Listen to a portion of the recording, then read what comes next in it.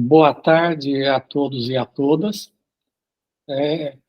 Iniciamos mais uma aula da disciplina A Guerra Fria no Brasil, aqui pelo programa de pós-graduação em História da Universidade Federal de Santa Catarina.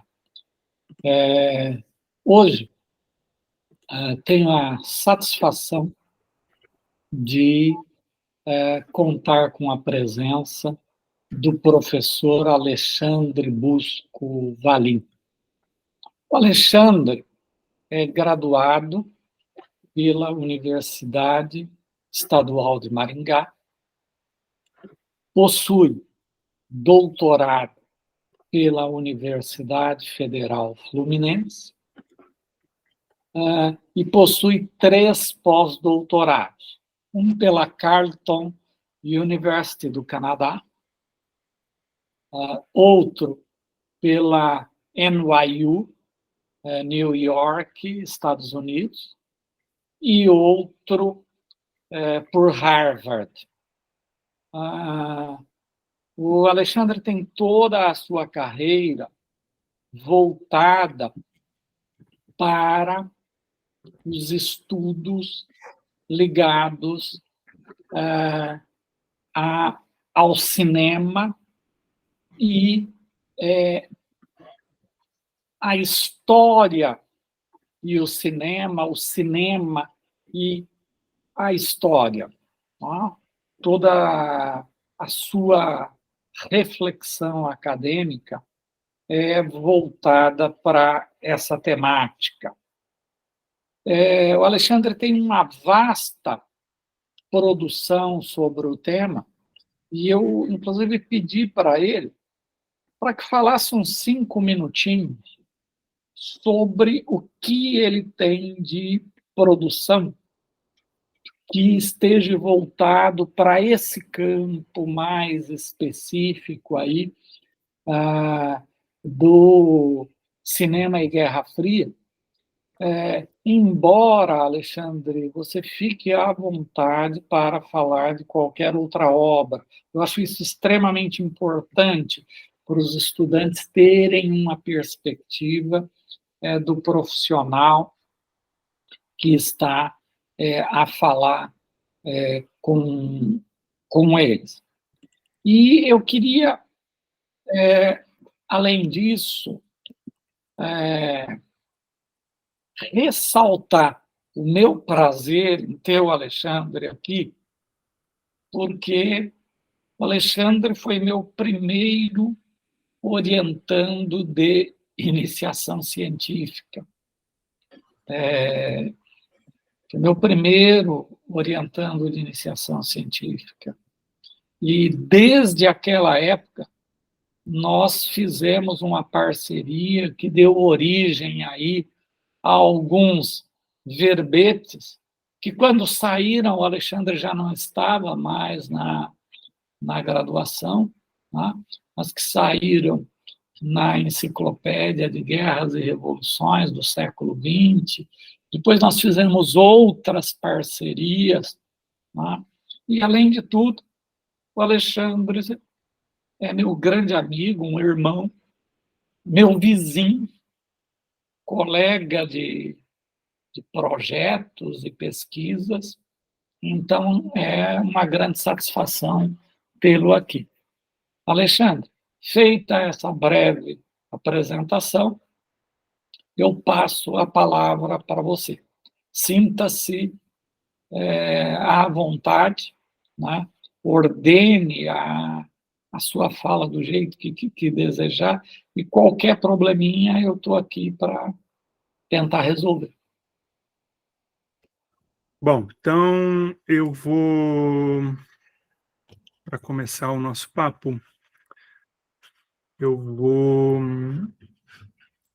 abrir aqui um PowerPoint.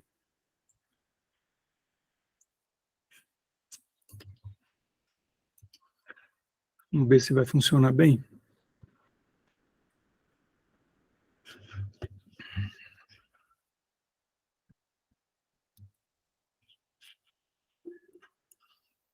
Conseguem ver? aparecendo aqui. Já está rodando aí? Tá bom. Já. Bom, eu então, mais uma vez, boa tarde a todos e todas. Eu agradeço muitíssimo o convite. Como o Sidney disse, a gente tem uma parceria de longuíssima data, apesar de ele ter feito bullying comigo. Na primeira semana de orientação de iniciação científica, ele botou um livro assim de umas 1.500 páginas em inglês na minha frente e falou assim, ó, até semana que vem você traz esse livro lido e resenhado. Ele estava zoando comigo, né? Mas eu resisti ali e a parceria se consolidou super bem para os anos seguintes. Como o Sidney disse, né, essa conversa ela teve início lá na graduação. Deixa eu ver aqui. Eu não sei se vocês estão vendo aí. Vocês conseguem, Sidney, você consegue ver a tela aí? Agora aparece uma tela escura. Ah, tá. Então deu problema aqui. Deixa eu ver se eu resolvo. Enquanto isso, eu vou falando. Essa parceria é uma parceria, como eu falei, de longa data, né? E o que eu vou falar para vocês aqui sobre Guerra Fria é algo muito introdutório sobre cinema também, algo muito introdutório. Eu precisaria de muito mais tempo do que um encontro de uma tarde para cobrir tudo que eu considero importante, que eu considero relevante acerca do tema. Vou reiniciar aqui para ver se resolve. Mas, havendo perguntas e ao final do nosso papo, eu posso esclarecer, tentar aí dirimir eventuais dúvidas. Vocês leram o texto que o Sidney encaminhou previamente, é um trabalho sobre cinema e Guerra Fria, que tem uma proposta mais ampla do que eu vou apresentar aqui hoje. O Sidney pediu para eu falar um pouco da produção, né? A minha produção recente tem muito a ver com ainda com Guerra Fria, mas sobretudo com Segunda Guerra Mundial. Eu me movi um pouco mais para a Segunda Guerra Mundial, mas ainda debatendo muito sobre cinema, propaganda, né, e fazendo uma discussão sobre integração hemisférica, atuação dos Estados Unidos no Brasil, e agora estou entrando numa outra seara, que é a atuação do Reino Unido no Brasil. Então, esses são os temas que eu tenho explorado na minha produção recente. Bom, eu vou tentar não repetir as coisas que eu apontei para vocês no artigo que vocês leram, e vou tentar não trazer coisas diferentes aqui para a gente enriquecer um pouco o nosso papo. E para isso eu dividi essa apresentação em alguns momentos. O primeiro vou falar um pouco do cinema e Guerra Fria antes da Guerra Fria. Eu vou provocar um pouco o Sidney. Dá para falar de Guerra Fria antes da Guerra Fria? Dá para falar de cinema e Guerra Fria antes da Guerra Fria? Em seguida, eu vou falar um pouco sobre Hollywood e Moscou nos anos 1940, nessas relações, né, no campo do cinema. Em seguida, cinema e o advento da cortina de ferro. Aí sim, né, uma entrada, né, um momento em que se oficializa, né, a Guerra Fria, né?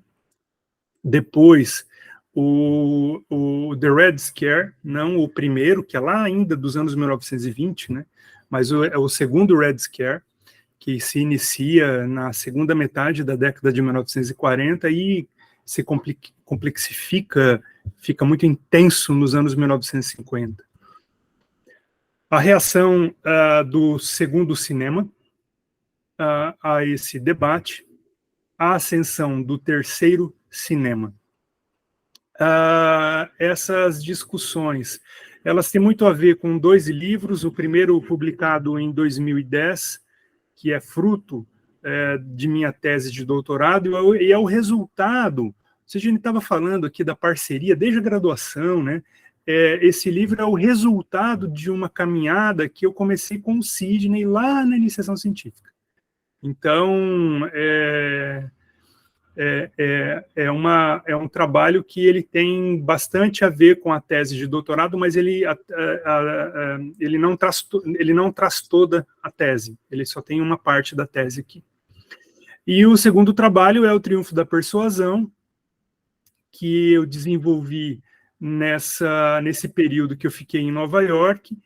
É um livro que foi publicado em 2017, não é o trabalho mais atualizado sobre esse tema que eu tenho, há uma versão desse livro ampliada e atualizada, que foi publicada nos Estados Unidos, com um título um pouco diferente, em 2019. Né? Então, essa publicação, eu esqueci de colocar aqui a capa desse outro livro, em 2019, é o trabalho que eu considero mais atualizado sobre alguns dos temas que eu estou trazendo, que eu vou trazer para vocês aqui hoje, para a gente conversar. Então, caso haja um maior interesse por essas temáticas, por essas questões, nesses 2 trabalhos você vai encontrar boa parte desse debate. Como eu apontei lá no texto que vocês leram, a Guerra Fria, né, ela tem origem ainda lá no finalzinho dos anos 1910. Para muitos autores, a Guerra Fria se inicia com a Revolução de 1917. E é muito interessante como isso repercute no cinema de modo muito rápido, né? Esse filme, que é The New Moon, é um filme em que as mulheres de 18 e 45 anos, ele foi feito em 1919, né, um filme do período silencioso ainda, mas é um filme em que as mulheres de 18 e 45 anos deveriam se registrar para se tornarem propriedade do Estado.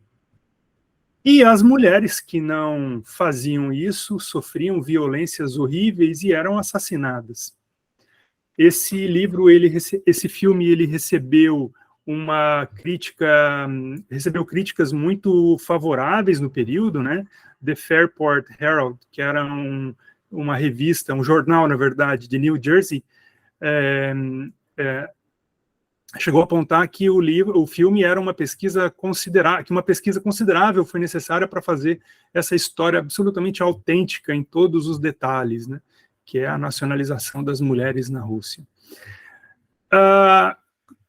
Esse filme foi traduzido no Brasil como Luz Nova, e ele não foi bem recebido, né? Na primeira exibição aqui no Cinema Odeon, no Rio de Janeiro, em 31 de agosto, alguns anos depois, em 1921. E houveram muitos protestos contra esse filme, que resultaram em prisões e ocasionaram uma confusão muito grande. E, segundo a imprensa da época, mulheres desmaiaram, Deus nos acuda, o Cine devolveu os R$1.000 dos ingressos, e no dia seguinte, jornais noticiavam que 70 russos puseram em polvorosa a cidade. Esses fatos se repetiram em Niterói, na rua Radoc Lobo, em Niterói. Um orador, Nelson Belém, trepou numa cadeira e terminou preso porque afirmou: o conceito de independência feminina na Rússia é superior moralmente ao da sociedade capitalista, e acusou de imoralismo a burguesia sob aplausos gerais da assistência. Ao longo dos anos 1920, 1930, cerca de 20 filmes foram realizados com temáticas semelhantes. Mas não era uma cinematografia consistente, era algo muito esporádico mesmo. Isso muda com um filme estrelado pela Greta Garbo e dirigido por Ernest Lubitsch, em 1939. Né? Essa é considerada a primeira grande produção hollywoodiana que traz uma demonização do comunismo e uma celebração do capitalismo ocidental a partir de uma abordagem que se torna muito comum nessa cinematografia, né? Uma abordagem binária e uma série dicotômica de símbolos. liberdade versus opressão, materialismo versus pobreza, beleza versus feiura, romance versus androginia sexuada. O Ninótica é um filme muito importante porque ele é dirigido por um grande diretor. E ele é estrelado por uma atriz que estava no auge da carreira, né? E é uma comédia, né? O Lubitsch era um grande especialista nesse tipo de cinema, e é uma comédia que tem como apelo as gargalhadas e o sorriso da Greta Garbo, né?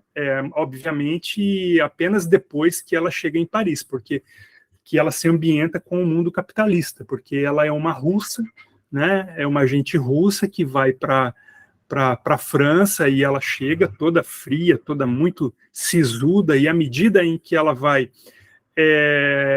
vivenciando aquele mundo, né, e se apaixona, evidentemente, por um capitalista, ela se solta e começa a rir muito.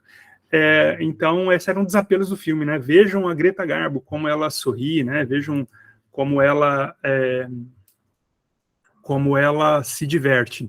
Esse filme, ele é um filme muito importante, porque ele vai ser relançado após a Segunda Guerra Mundial, né? Daqui a pouco eu vou falar um pouquinho mais desse momento de intensificação das tensões, e esse filme vai ser relançado com o financiamento para a distribuição e o monitoramento do governo estadunidense. Então, ele se torna realmente uma peça de propaganda após a Segunda Guerra Mundial. No Brasil, inclusive. Quando a gente entra ali no começo dos anos 1940, a situação muda bastante. Há um conjunto de filmes que foi produzido nos Estados Unidos, como, por exemplo, The North Star, que foi estrelado por Dana Andrews, e esse nome é importante, a gente vai ver ele de novo daqui a pouquinho. O The North Star é um filme que exalta o heroísmo, exalta as características, né, as instituições soviéticas em 1943 e faz uma representação da União Soviética como se ela fosse uma espécie de Kentucky nos Estados Unidos, né? O filme, ele é um filme, assim como essa produção da qual esse filme está inserido, do começo dos anos 1940, é uma produção controversa, porque ao mesmo tempo as pessoas puderam ter, né, os espectadores puderam ter uma primeira experiência sobre como seria a União Soviética. É claro, aqui que pela ótica hollywoodiana. Mas muita gente ficou bem aborrecida, né, por conta de os soviéticos estarem sendo representados de uma maneira tão parecida com os estadunidenses. E a proposta era exatamente essa. Os nossos grandes aliados no esforço de guerra não são assim tão diferentes da gente, né? Eles se parecem muito conosco. Um outro filme que é muito importante nesse período é o Mission to Moscow, que é um filme baseado num livro do embaixador estadunidense em Moscou, Joseph Davis. O Joseph Davis, ele foi embaixador na Rússia, né, no final dos anos 1930, e quando ele volta, ele escreve esse livro de memórias sobre essa experiência. E o livro foi um best-seller. O livro vendeu quase 1 milhão de cópias no início dos anos 1940. É algo muito impressionante para o período. Por conta desse sucesso, desse imenso sucesso editorial, e por conta desse contexto de que os soviéticos deveriam ser representados de uma maneira mais positiva, mais complacente, né, de uma outra forma pelos Estados Unidos, a Warner Bros. Achou uma ótima ideia produzir um livro baseado no filme, Missão em Moscou. Esse filme ele é tão controverso quanto o anterior, ele gera uma quantidade muito grande de críticas nos Estados Unidos, que exaltam a qualidade da produção, feita por um grande estúdio, né, a visão de nossos representantes da diplomacia, né, nesse país, né, então, assim, uma descrição acurada, correta de como seria a União Soviética, mas ele também desata uma quantidade enorme de críticas, né, de que os Estados Unidos estava sendo muito excessivamente generoso com os soviéticos. Esse filme ele tem uma distribuição muito grande nos Estados Unidos e é o primeiro filme a ser exibido na União Soviética desde os anos 1920. A União Soviética estava fechada para filmes estadunidenses, estava fechada, né, há pouco mais de uma década. E esse filme ele foi para a União Soviética porque é um filme elogioso, um filme laudatório, né, da administração stalinista. E quando ele foi produzido nos Estados Unidos, as críticas foram demolidoras, né? O filme não teve o mesmo sucesso que o livro, mas na União Soviética ele se tornou um filme com um imenso sucesso de bilheteria, né? E uma espécie de propaganda para o regime stalinista que, vejam, até os nossos eventuais antagonistas lá nos Estados Unidos reconhecem a nossa grandeza. Um outro filme controverso desse período é o Canção da Rússia, que igualmente, de modo muito semelhante ao Estrela do Norte, traz representações, né, da União Soviética de modo muito elogioso, né? A gente, se não fosse ali, né, pelas informações que a gente tem do filme, a gente poderia achar que esse filme se passa no Texas, no Kentucky, né, na Pensilvânia. Esse filme ele é muito interessante, são todos dramas, né, esses três filmes. Esse filme aqui ele é interessante porque o Robert Taylor, mais à frente, vai ter problema com o governo dos Estados Unidos, né, num outro contexto, num contexto de perseguição a eventuais comunistas.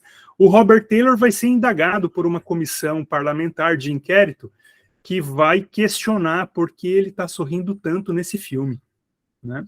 Esse é um caso famoso, e é um filme também de um grande estúdio, da Metro-Goldwyn-Mayer. Hollywood não fez apenas... Hollywood e o Reino Unido, eles não fizeram apenas filmes de ficção que tinham a ver com a Rússia. Muitos cinejornais foram feitos no período de modo muito elogioso ao papel da Rússia no conflito. E não era para menos, né? Não vou poder entrar aqui em mais detalhes, mas o papel da União Soviética na Segunda Guerra Mundial passou por uma desconstrução pesada nas últimas décadas, mas nos anos 1940 as pessoas tinham uma boa dimensão dos sacrifícios que foram feitos por aquele país neste conflito. Muitos cinejornais eram feitos para dar conta desses esforços, né? Cinejornais que eram exibidos antes dos filmes. Então, as pessoas iam no cinema não apenas para ter entretenimento, mas para se informar sobre o que estava acontecendo no mundo. Então, o cinema era um lugar muito importante para ter notícias sobre a guerra. E esses jornais eles tratavam desse heroísmo, desse esforço, né, dessa situação que ocorria, sobretudo, lá no leste europeu. Há uma série chamada Por que Nós Lutamos, que tem dois episódios chamados A Batalha da Rússia. E é uma série muito importante, feita pelo Frank Capra, com apoio do governo estadunidense, que tem um grande orçamento, né? E a Batalha da Rússia, assim como esses outros cinejornais, e aqui eu estou falando não apenas de 4, eu estou falando de centenas de produções. Elas eram enviadas para o Brasil, né? A série Why We Fight chegou para o Brasil, né? Muitos desses documentários, muitos desses cinejornais vieram para o Brasil, e uma vez desembarcando aqui no Brasil, ao desembarcar no Brasil, eles passavam pela censura do Departamento de Imprensa e Propaganda, que é um carro de som do DIP, no Morro da Mangueira, ainda durante a guerra. Isso aqui é de 42. E uma vez passado pelo DIP, o DIP censurava toda e qualquer menção à Rússia. Não liberava. E o DIP, que tinha um laboratório de cinema, que era considerado muito precário pelos serviços de inteligência estadunidenses, eles editavam esses... Às vezes tinha um cinejornal que não tinha o que fazer, o cinejornal era inteiro sobre o esforço de guerra soviética, então tem que descartar ele inteiro. Mas no caso Porque Nós Lutamos, Why We Fight, da série, né, notícias sobre a União Soviética não apareciam apenas nos 2 episódios exclusivos para a União Soviética, que era a Batalha da Rússia, né? Haviam várias partes, né, nessa série que remetiam à Rússia, e o DIP editava tudo. O DIP cortava todas essas partes, né? E isso foi algo muito frequente durante a Segunda Guerra Mundial. Acontece que quando a Segunda Guerra Mundial se encaminha para o seu fim, e já no início dos anos 1945, não havia mais como segurar essa produção. Então o DIP, nos primeiros meses de 1945, já havia relaxado bastante a censura. No início dos anos 1945, eu encontrei uma documentação da diplomacia estadunidense no Brasil que indicava o seguinte: todos esses materiais censurados, esses recortes de filmes editados pelo DIP, eles foram guardados pelo DIP. E o que fazer com eles? Vamos enviar eles para produtoras locais, que os caras vão fazer a montagem, vão fazer a edição desse material e, sei lá, vão colocar aí nos cinemas para as pessoas assistirem, né? E isso de fato aconteceu em abril de 1945. Então, aqui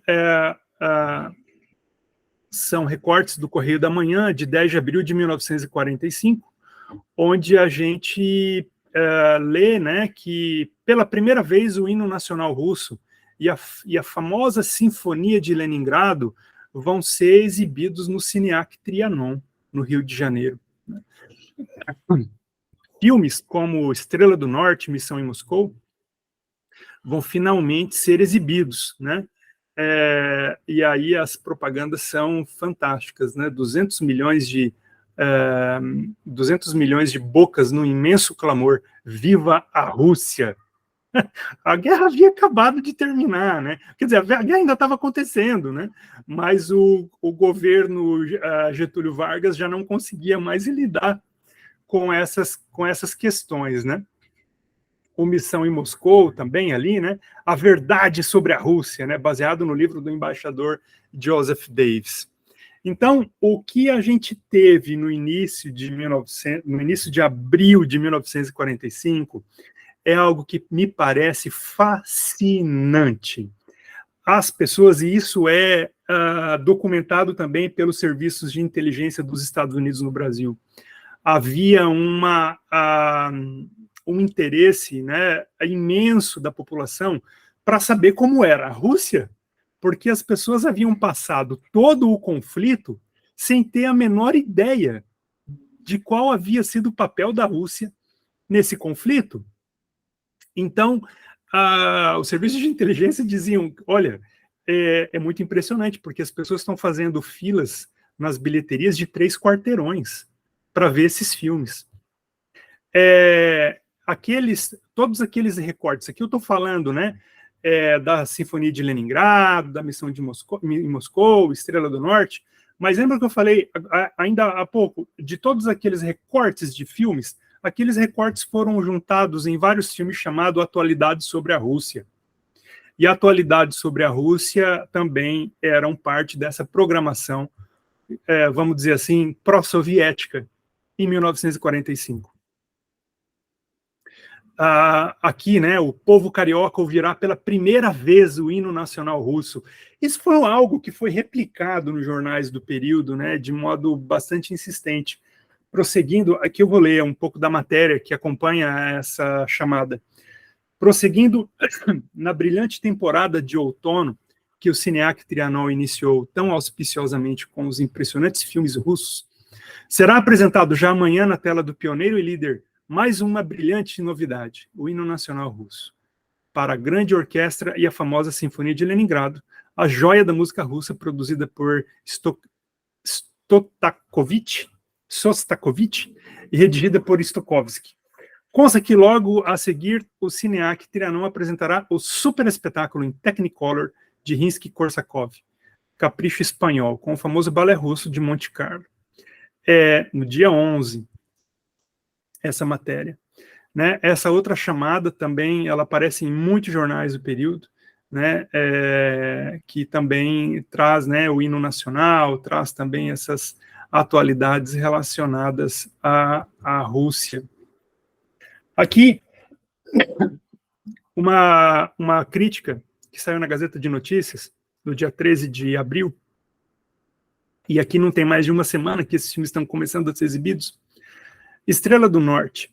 A cena daquela criança que sai exangue da mesa de operações para sucumbir nos braços do cientista soviético, depois da desumana e cruel transfusão de sangue. Aqui é uma erro de digitação meu. A que lhe submeteram os bárbaros cirurgiões nazistas, impressiona até as lágrimas. Contra tudo, porém, o povo da pequenina vila soube lutar com bravura e inquebrantável resistência. Era preciso combater para que a liberdade, a justiça e o progresso sobrevivessem à barbárie e à opressão que os nazistas queriam implantar. Não deixem de assistir essa película, que é um dos mais eloquentes e fortes líbelos contra a selvageria nazista, de quanto já produziu o cinema americano. Também uma justa e bem realizada página de exaltação ao heróico povo da União Soviética pela sua grande contribuição ao esforço de todos os povos livres para banir do mundo o monstro nazi-fascista. Aqui o Pedro Lima, que é um crítico de cinema do Cruzeiro, sobre o cinema no Rio. Já estão aí os filmes russos. Ficamos assim sabendo, por meio de representantes do cinema soviético no Brasil, que já está no DIP aguardando liberação a película O General Suvorov, que é um épico de guerra russo. Quanto aos filmes de guerra, algumas empresas estão organizando já os cortes de jornais americanos que eram retirados antes de serem mandados à censura. Mas não devemos querer assistir somente a esses flagrantes das batalhas de Rostov, Leningrado ou Moscou, ao filme completo de todas as batalhas da Rússia, como vimos numa sessão especial em Recife e como é apresentado no cinema de Nova York com um sucesso sem precedente. 14 de abril. Aqui, mais chamadas do dia 14 de abril, né? Estrela do Norte,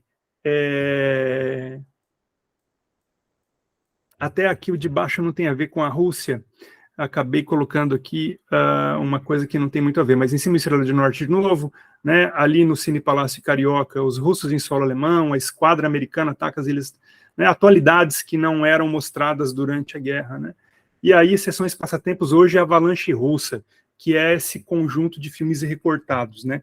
Esses pedaços de filmes que eram censurados, né? Avalanche Russa, Atualidades Russas, né? Eram títulos comuns nesse período. Bom, existe uma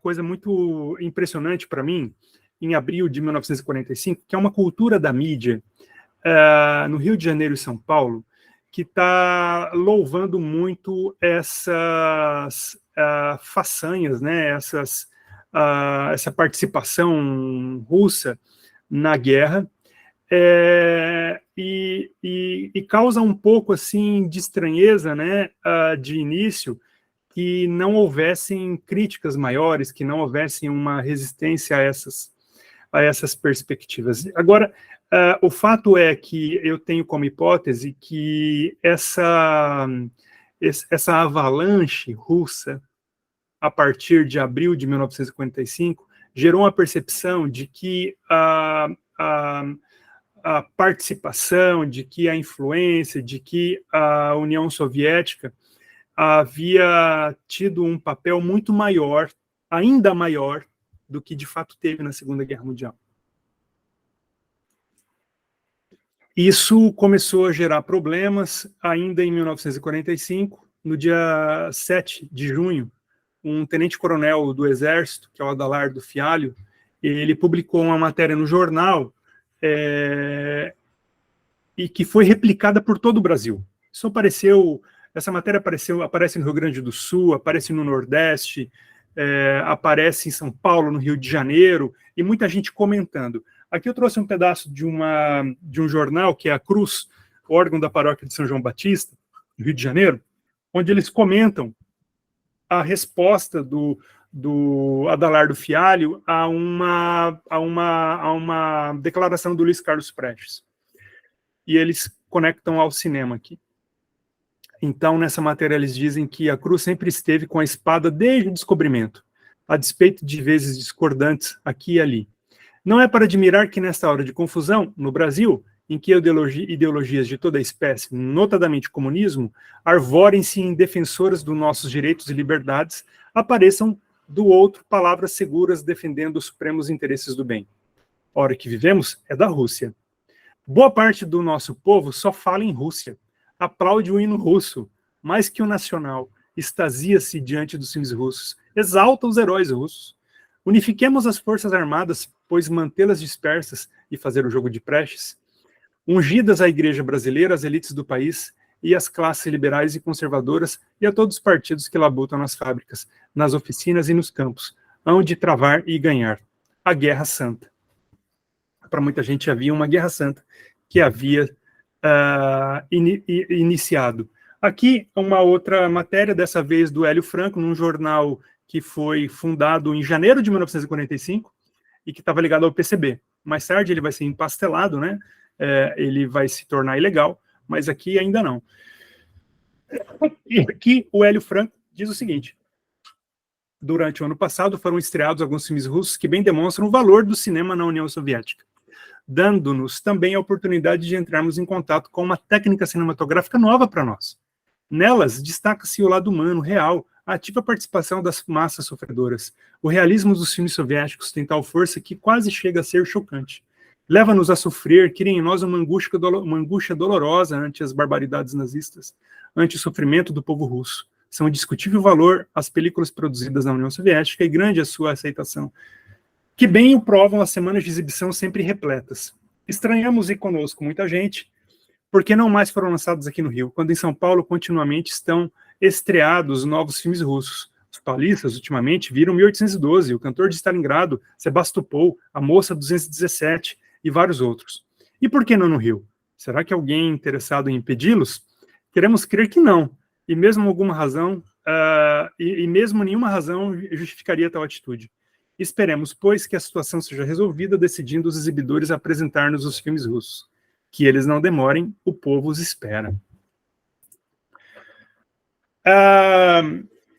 Aqui a cena muda, né? Que é uma revista de cinema conservadora, né? Depois de Missão em Moscou, simultaneamente com a Estrela do Norte, os dois primeiros celuloides americanos sobre a Rússia, tivemos a volta à Cinelândia dos filmes soviéticos, que tantos elogios não mereceram dos críticos especializados. Esperemos os demais filmes russos que nos permitirão conhecer o novo cinema da grande nação aliada e os modernos cineastas da União Soviética. Passada a novidade, qual será a reação do público em geral? Aqui o Cruzeiro, mais uma vez. Pedro Lima. Estamos vivendo um momento de dos filmes russos. Não é preciso que tragam um selo Made in União Soviética, mas que mostrem qualquer coisa ou se refiram mesmo de longe ao grande país das repúblicas socialistas. E como era de esperar, o DIP, tomando conhecimento com a geografia, resolveu reconhecer a existência do povo e do Exército Vermelhos e libertou os cinejornais. Eu acho muito legal essa crítica. Ou melhor, os cortes das reportagens semanais que faziam parte das atualidades americanas. Bom, no dia 9 de fevereiro de 1946, o Stalin fez um famoso discurso, que embora não fosse uma declaração de guerra, foi interpretado em alguns círculos estadunidenses como um claro sinal de que a política externa havia endurecido. Nesse pronunciamento, Stalin se referiu aos aliados como amantes da liberdade, era uma coisa meio ambígua, só que ele também reafirmou a superioridade do sistema soviético. E ele disse o seguinte, olha, a guerra é uma consequência lógica do capitalismo, então não há o que fazer. No futuro, a médio ou a longo prazo, a gente vai ter um grande conflito e ele passa por aí, porque ele é uma consequência lógica. No mês seguinte, em março, ele também reafirmou a superioridade do sistema soviético e sugeriu que a guerra era ele, em uma reunião do Conselho Artístico Soviético, dedicada à discussão desse discurso que ele fez em fevereiro, o tema principal foi sobre uma provável longa batalha cultural.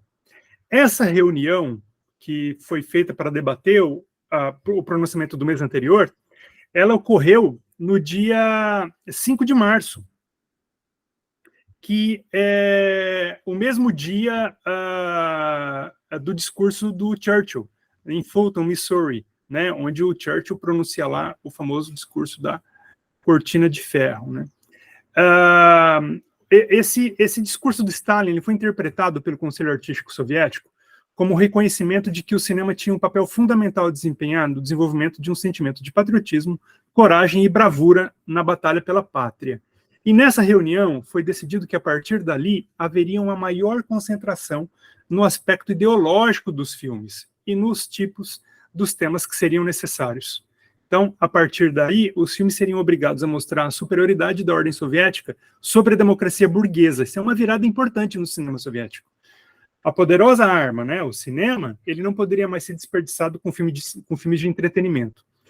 E tem uma coisa que me chama muita atenção também, que nessa reunião, muito se discutiu sobre o caráter dos filmes hollywoodianos, e como eles muitas vezes propagavam uma imagem do modo de vida estadunidense extremamente sedutora, né? Só que essa imagem não corresponderia à realidade cotidiana, né, da maioria dos estadunidenses, motivo pelo qual o cinema soviético teria que aprender com a experiência hollywoodiana. Aqui o debate era o seguinte: como é que a gente vai lidar agora com o cinema? A gente vai continuar com a arte de vanguarda, com o cinema vanguardista, ou a gente vai se aproximar dessa estética industrial estadunidense?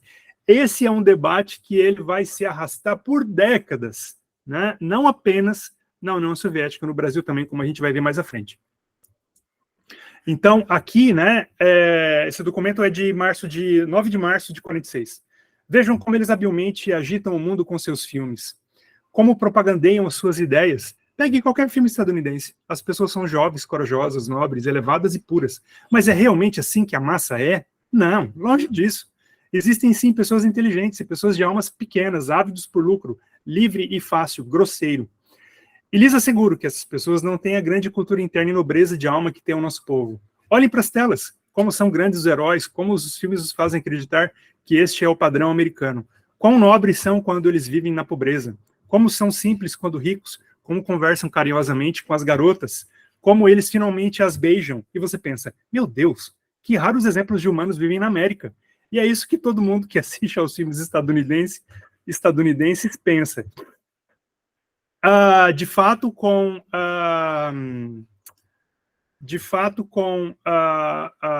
o discurso de Churchill em Fulton, Missouri, em 1946, né, o famoso discurso da cortina de ferro, as coisas mudam bastante, começam a se intensificar, né, as hostilidades, até que, em dezembro de 1947, após a cassação do registro do PCB, a exibição de filmes russos no Brasil havia sido proibida em todo o território brasileiro, né?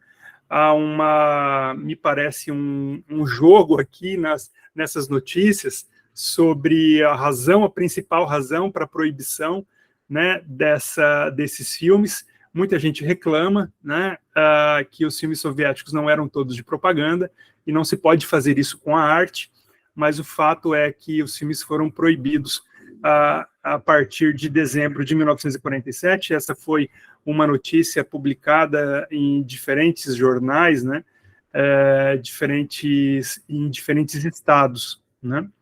Aqui a gente tem uma intensificação, claro, da produção estadunidense, melhor, da circulação estadunidense, dos filmes estadunidenses no Brasil, né. Então esse é um momento que os filmes estadunidenses, eles reafirmam a sua presença no país, e uma presença que é notada em 1949, quando o jornal, que é um órgão do Diários Associados, né, um dos veículos dos Diários Associados, publica essa matéria, onde se queixam, né, de que grande parte das divisas comerciais são consumidas pelo cinema norte-americano, divisas comerciais advindas da Segunda Guerra Mundial, né? E ali a gente lê das 14 mil, pouco mais de 14 mil películas importadas nos últimos 5 anos, 8.900 vieram de Hollywood. O sucesso europeu na arte de representar, a chance que o cinema brasileiro não soube aproveitar, uma partida que foi ganha pelos produtores yankees, é um pouco do que está sendo debatido na matéria, que continua. O cinema americano continua a pesar na balança comercial brasileira como o maior consumidor de nossas divisas no estrangeiro. E mesmo no momento em que a falta de cambiais, ou melhor, a escassez de dólares, dá origem a uma grave crise no comércio exterior do Brasil, em que restringimos nossas importações de bens duráveis com os Estados Unidos, é ainda Hollywood que nos faz arcar com o pesado ônus com a remessa de seus filmes, que em 1947, a famosa remessa de lucros para o exterior, né? Remessa de seus filmes que em 1947 proporcionaram no Brasil um lucro de 105 milhões de cruzeiros. Bom, tá aí o resultado, né, indireto, né, desse fechamento, desse controle do mercado pelo cinema, mas não apenas o cinema, cultura estadunidense no Brasil.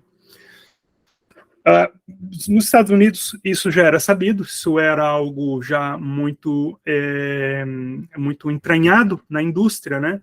O Dario Zanuck, que era o chefe de produção da 20th Century Fox, em 43 chegou a dizer que se você tiver algo interessante a dizer, vista isso com o manto cintilante do entretenimento e você vai encontrar um mercado pronto.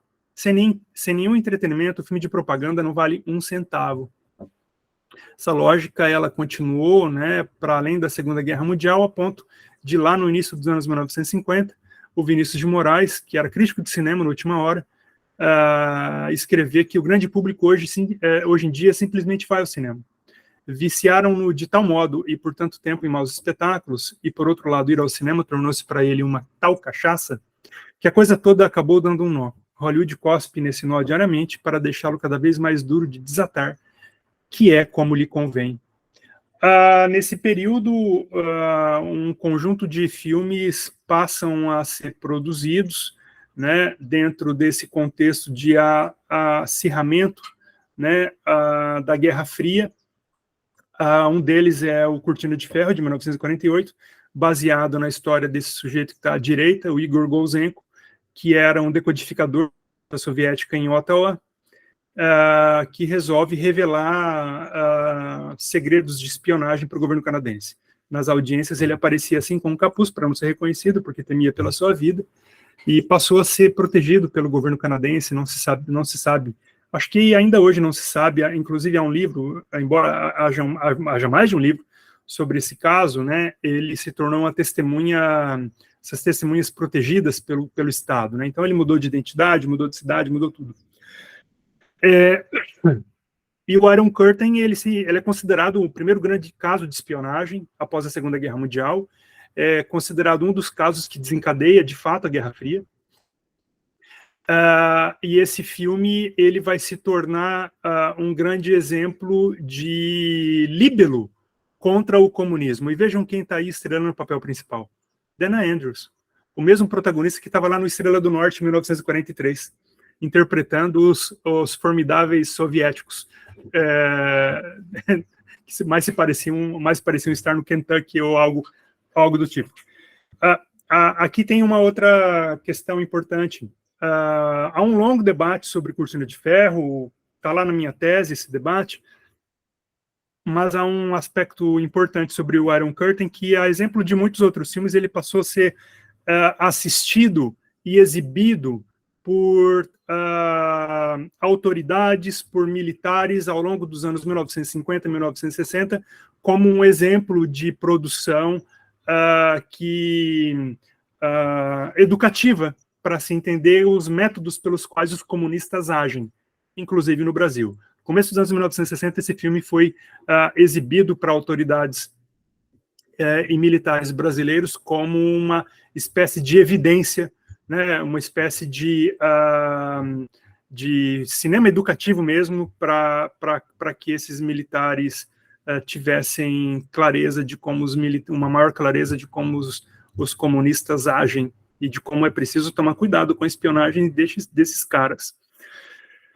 Um outro filme que gerou muito barulho naquele momento foi um filme, uma coprodução da Metro-Goldwyn-Mayer com o Reino Unido, que é o Conspirator, que é um filme com Robert Taylor, né, um outro protagonista lá da Segunda Guerra Mundial, né, que representava os soviéticos de forma muito laudatória, aqui aparece sendo um comunista pérfido, malvado, que é aquela história, né, coisas horríveis podem acontecer se você se casar se você não saber direito com quem você está se casando.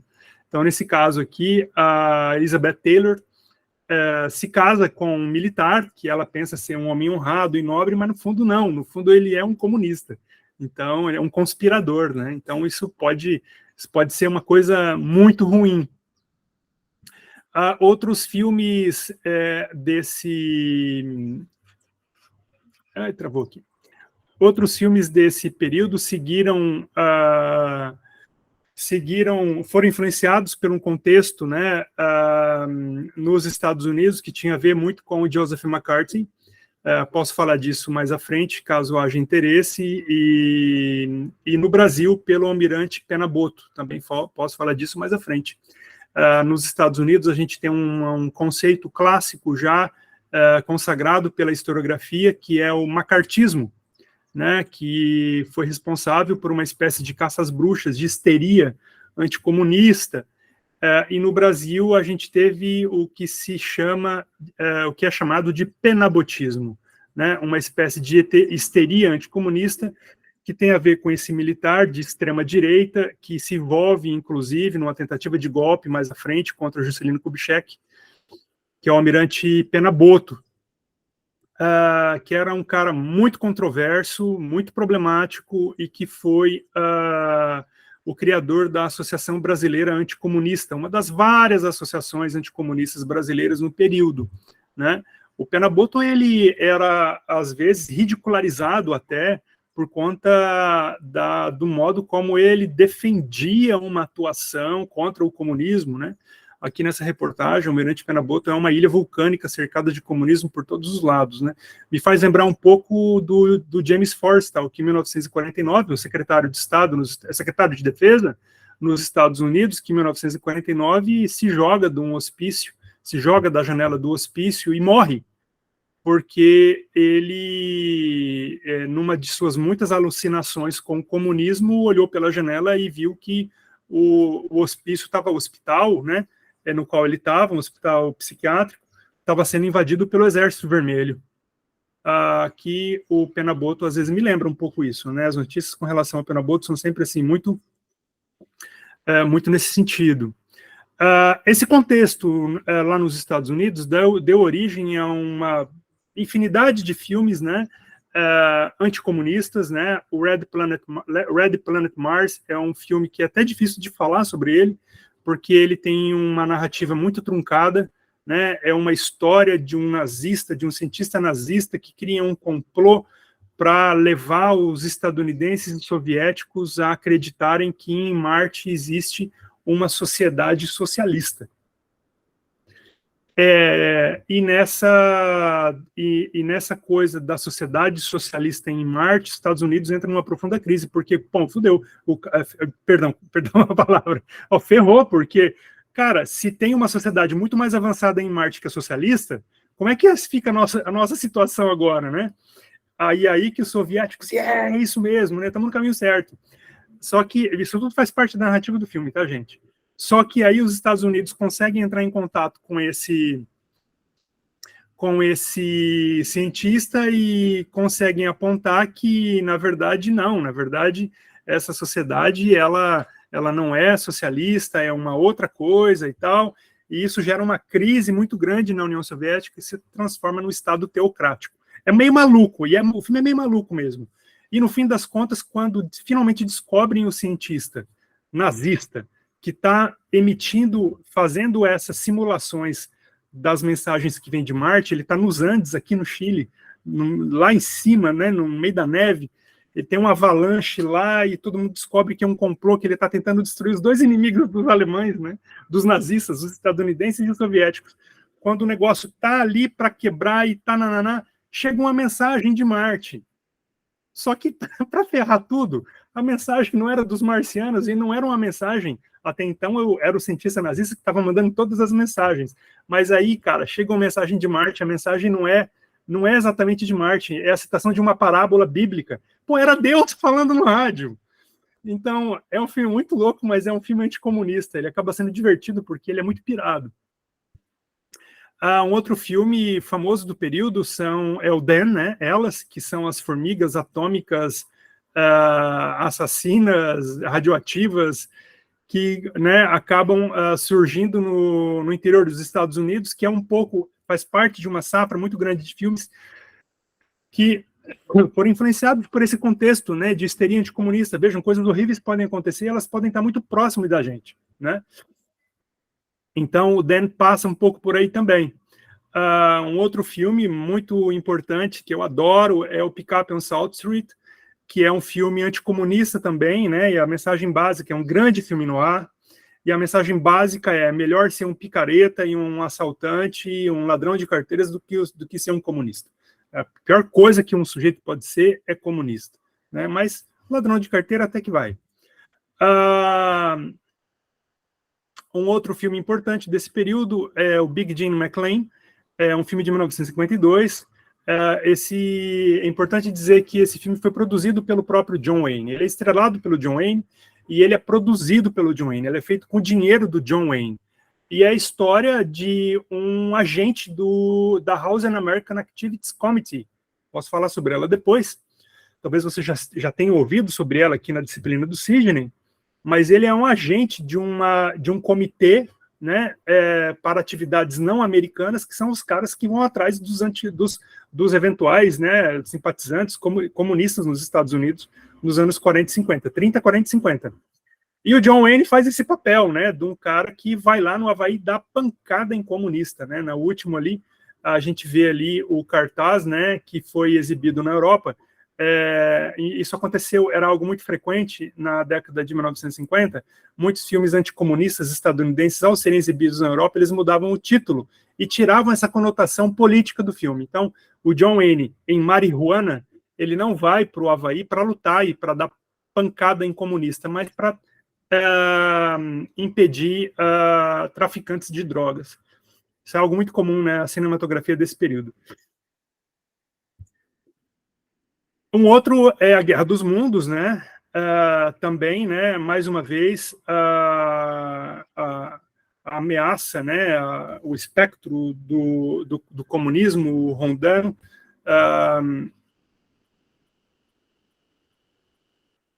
O espectro do comunismo que ronda, né? E como esses temores foram representados pela ficção científica.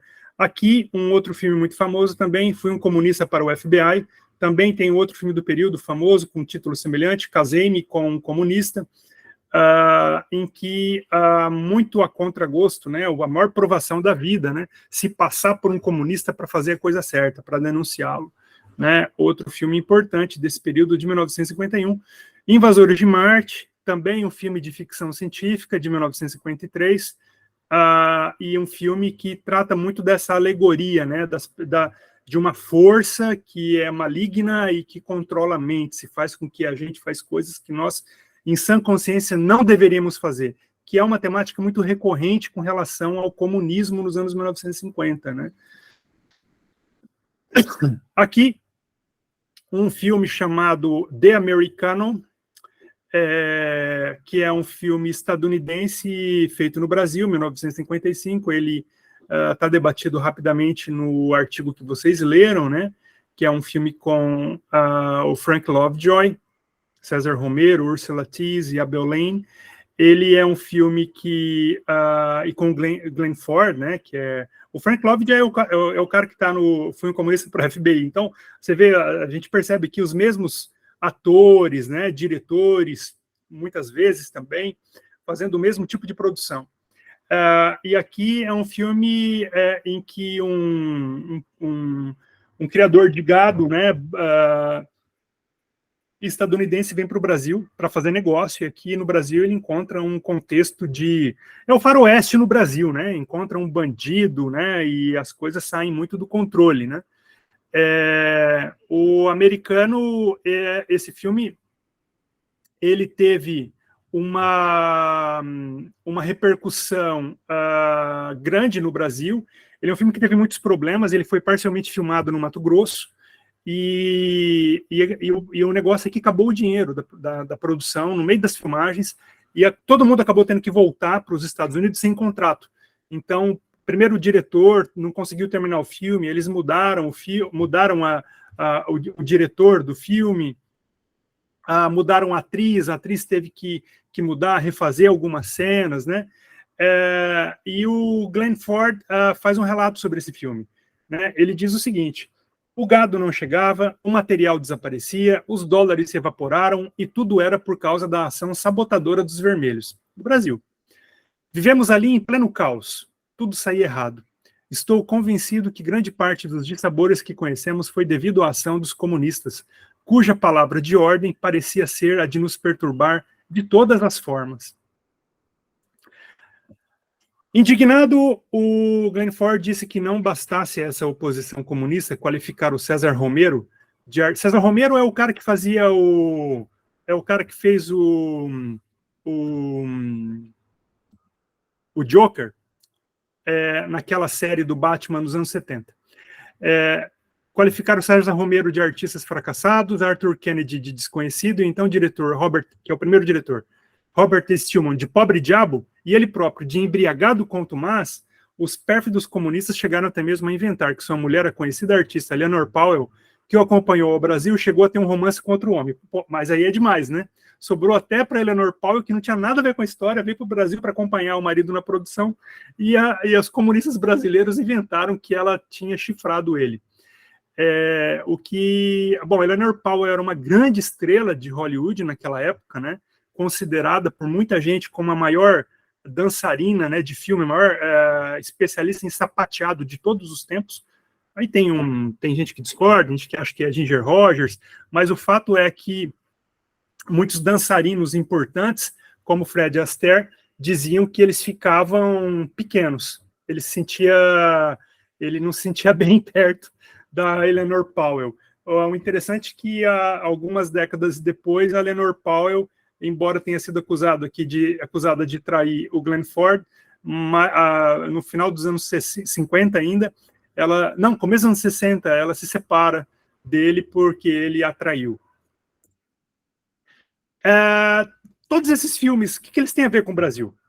Bom, eles têm a ver com uma recepção muito difícil por parte da esquerda brasileira. Essa aqui é uma matéria do jornal O Mundo, de 1950, chamado Histórias da Vida Real, Assim Agem os Comunistas. E eu vou ler rapidinho para vocês terem uma ideia de como a esquerda recepcionou todos esses filmes que eu acabei de mencionar. O cinema é um grande veículo de ideias, um extraordinário divulgador de teses. Foi feito há pouco tempo nos Estados Unidos um filme sobre os métodos de ação dos comunistas. Robert Taylor e Elizabeth Taylor interpretam um casal romântico em que ele, como comunista convicto, não tem liberdade de se casar com a mulher que ama. Sua esposa tem de ser escolhida pelo partido, na mais desumana e incompreensível das atitudes, em que um assunto de âmbito absolutamente pessoal transforma-se em matéria partidária. Vejam, é o tema de 1919. Do Lua Nova. A exibição desse filme no Brasil foi mais uma lição para aqueles que ainda se mantinham indiferentes à ameaça concreta que o comunismo representa para as liberdades humanas. Ali estava um exemplo das atividades de um partido obediente à Rússia, um partido que fala muito em paz, mas cujas ações são violentas e provocadoras. A invasão da Coreia, a Revolução da China e as muitas desordens provocadas pelos comunistas em todo o mundo põem em evidência seus propósitos de agitação permanente. Em seu hábito de ir uma ou mais vezes por semana ao cinema, o carioca foi ver os dois Taylor, formando filas diante da bilheteria.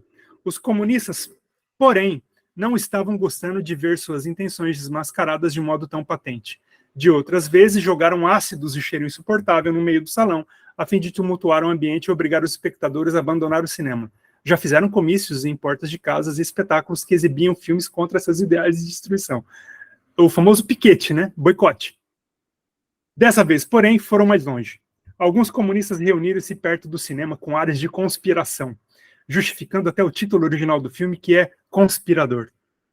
Ninguém podia prever o que pretendiam aqueles homens, que iam até a parte mais iluminada da entrada, olhavam os cartazes, contemplavam as pessoas que entravam.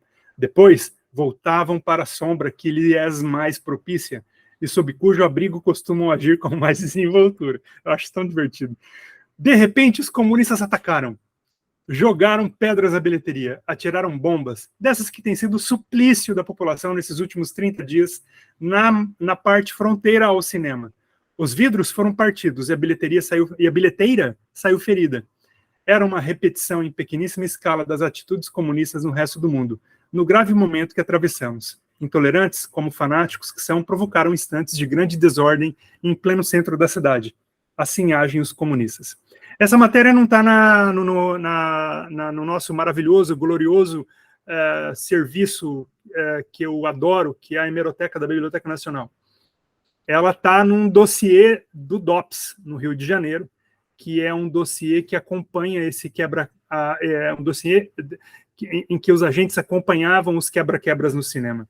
Cortes das poltronas por navalha, piche na tela, bombinha de ácido sulfídrico no meio das poltronas, que ninguém aguenta ficar com a bombinha fedida dentro do cinema, quebra-quebra da bilheteria, né? E quando a polícia chega, bola de gude nos cavalos, na polícia montada. Isso era comum na Cinelândia, no começo dos anos 1950, e aconteceu com alguma frequência. Além disso, a militância de esquerda fazia muitas ameaças aos gerentes de cinema, né? O DOPS recebia muitas dessas denúncias de que os gerentes de cinema proibiam esses filmes e não exibiam esses filmes de modo algum, ou os caras iam quebrar a bilheteria, ia rasgar a tela, ia cortar com navalha as poltronas. Em alguns casos, chegaram a haver ameaças, que é precisamente o caso do Red Planet Mars, de que caso o filme desembarcasse, o filme chegasse de avião no Brasil, a esquerda... Tá oculto, Sidney? Eu não te ouço agora. Não, pode continuar. Eu estou a responder uma outra coisa lá no chat. Tá bom. Então, essas práticas, elas faziam parte de um conjunto de práticas associadas ao enfrentamento de filmes que eram chamados de abacaxis americanos. A matéria que a gente acabou de ler é uma matéria que estava dentro daquilo que, na época, se chamava de imprensa sadia, da qual fazia parte, por exemplo, o jornal O Globo, versus a imprensa doente. Eu não trouxe aqui, não tem muito tempo, mas os mesmos filmes gozavam de uma crítica muito dura por conta da imprensa na ilegalidade que fazia resenhas com relação a esses filmes. Isso está melhor trabalhado no primeiro livro que eu mostrei para vocês de início.